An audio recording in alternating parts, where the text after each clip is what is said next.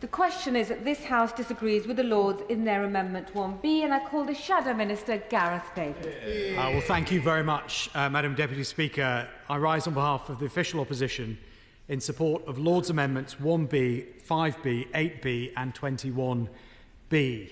It feels like only last week that we were all here, but it is clear that our colleagues in the other place feel as strongly as we on this side of the House do about these amendments, because they return them to us with a similar aim once again.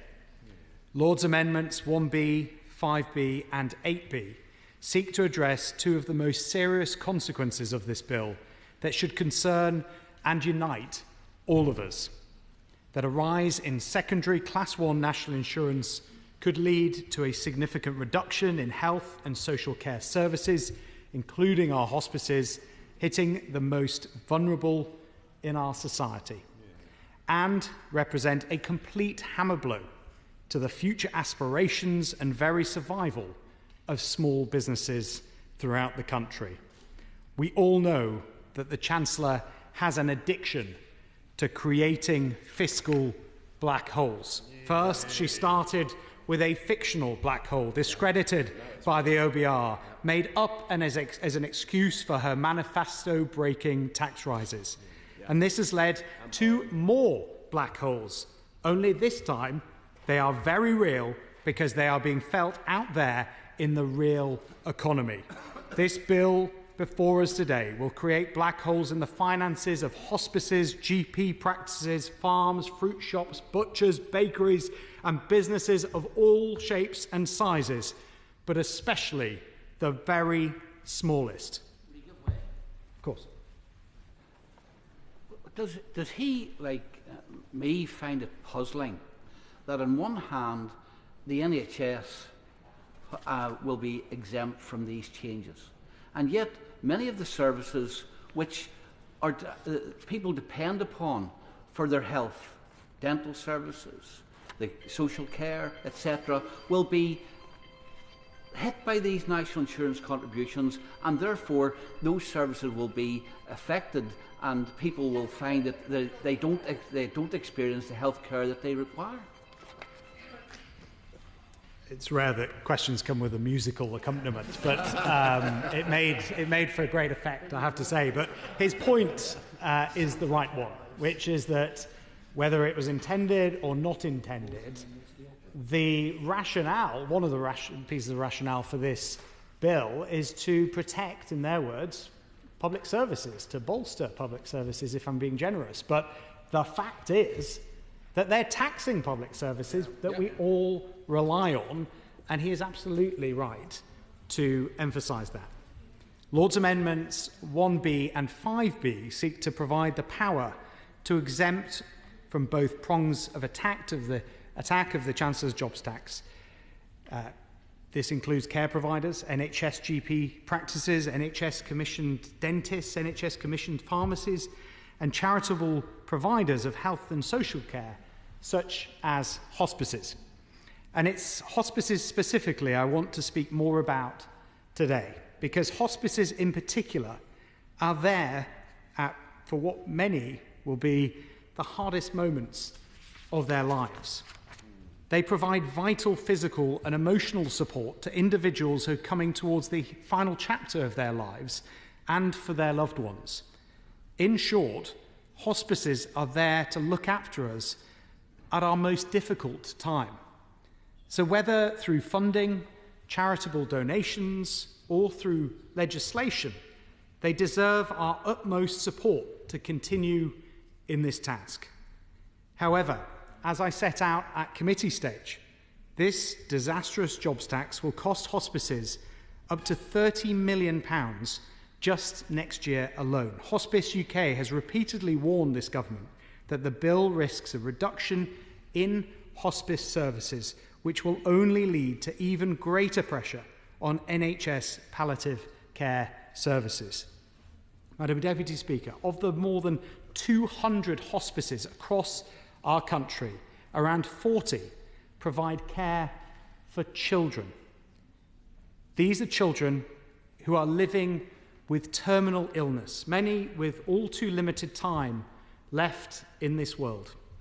The organisation Together for Short Lives estimate that the decision by the Labour government to raise national insurance will add almost £5 million to the annual cost of providing care for seriously ill children and their families.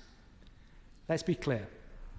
This will mean that every children's hospice in England alone will need to spend an average of £140,000 more just to maintain services for the children in their care, after paying the additional tax that this bill will impose. The government cannot seriously be demanding that staff and volunteers at charitable children's hospices, the very people who already give their heart and soul to look after sick and dying children, fundraise their share of £5 million next year alone just to keep their lights on and their doors open. At Treasury oral questions on the 21st of January, the Chancellor stated in response to an excellent question from my Lincolnshire colleague, the Right Honourable Member for Gainsborough, that the settlement for hospices announced by the Health Secretary just before Christmas includes money to specifically compensate hospices for the national insurance increase. This is not correct. And I'm pleased, at least, that this Minister has tried to acknowledge that point. Of course. Precisely on that point, because I raised this with the Chancellor.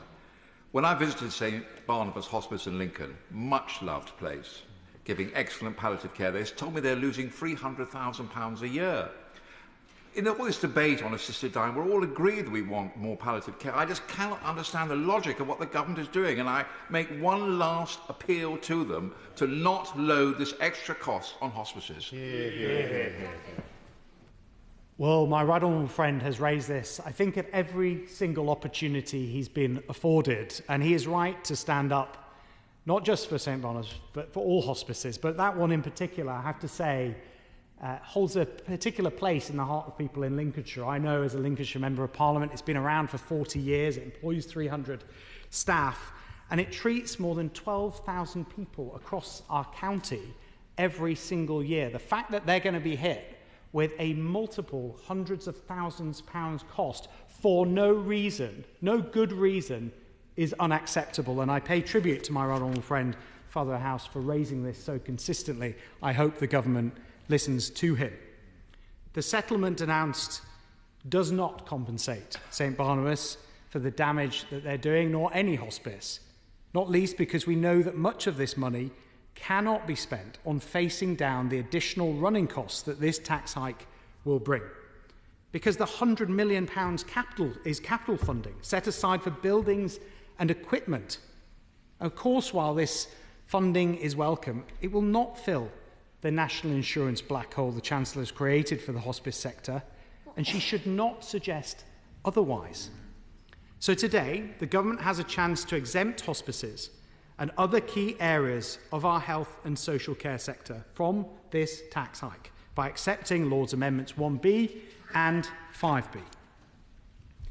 Madam Deputy Speaker, in addition, Lord's Amendment 8B seeks to provide the power to exempt the smallest businesses, those with fewer than 25 full-time employees, from the proposed cut to the threshold at which an employer is required to pay secondary class 1 national insurance. The Chancellor has spoken a lot about growth, but one of the reasons growth has been consistently downgraded since she took office is because we know on this side as Conservatives, and she doesn't as a socialist, that economic growth cannot come from the floor of this House of Commons. It comes from the factory floors and the bustling high street shop floors in each of our constituencies. It doesn't come from state-created quangos like GB Energy. It comes from individuals who had an idea, stuck it out, made it work and saw it through. It comes from people in this country who, by seeking a better life through enterprise, creates the jobs and services that make our country strong. These small businesses are being hammered, not just with the national insurance hike, But in less than a year, they have already seen business rates relief cut from 75% to 40%, aspiration penalised with changes to business property relief, and crippling new red tape through the Employment Rights Bill, adding a staggering £5 billion in additional cost. This is a potent and damaging combination of costs that many fear will mark the end. Lord's Amendment 8B gives the government another chance today to change their approach, to throw our small businesses a lifeline, a chance of survival. Finally, Madam Deputy Speaker, while our smallest businesses require specific attention, I made clear last week that this bill sadly does not discriminate. It will hit business groups of all types, across all sectors, in all parts of our country, from charities to cafes, from pharmacies to children's nurseries and send transport. We must understand the impact this bill will have. That's why Lord's Amendment 21B requires the Chancellor to carry out a review of the impact of this bill within 6 months on a range of sectors of our economy, and I urge members to support it. Madam Deputy Speaker, tomorrow the Chancellor will come to this House to launch her latest attempt to reverse as much of the damage of her Halloween budget of horrors as possible. Despite the hopes and dreams of business owners and workers across the country, we can be sure that her emergency budget will not include scrapping this awful bill. It is incumbent on all of us in this place to work to protect and support the most vulnerable in our society and to take decisions that drive growth, backing the very people out there who make it happen. But these are the people who will be hit hardest by this bill. The government must change course. Yeah.